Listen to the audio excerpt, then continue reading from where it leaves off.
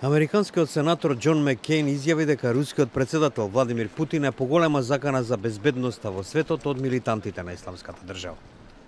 Во интервју за австралиската телевизија, Маккейн оцени дека председателот Путин бил главна закана за демократијата во светот.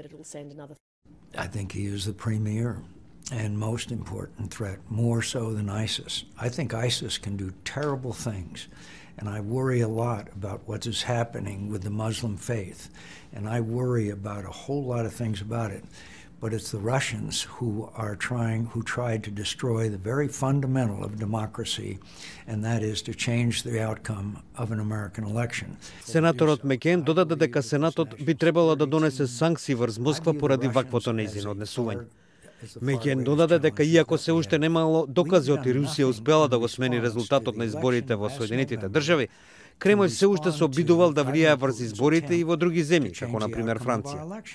Тоа пак, како што изјави Владимир Путин на пресконференцијата во Версај со неговиот домаќин, францускиот председател Емануел Макрон, воопшто не било тема на нивните разговори.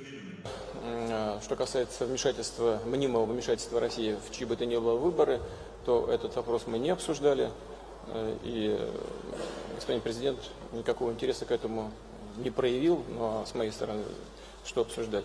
Я считаю, что предмета не существует. Путин и Макрон ја посетија изложбата во Версај посветена на 300 годишнината од посетата на рускиот цар Петар Велики на Париз.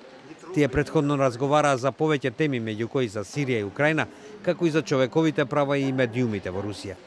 Путин оваа изложба требаше да отвори во октомври лани, но посетата беше откажана по затегнувањето на односите меѓу Париз и Москва поради војната кампања на сириските власти подпомогнати од Русија.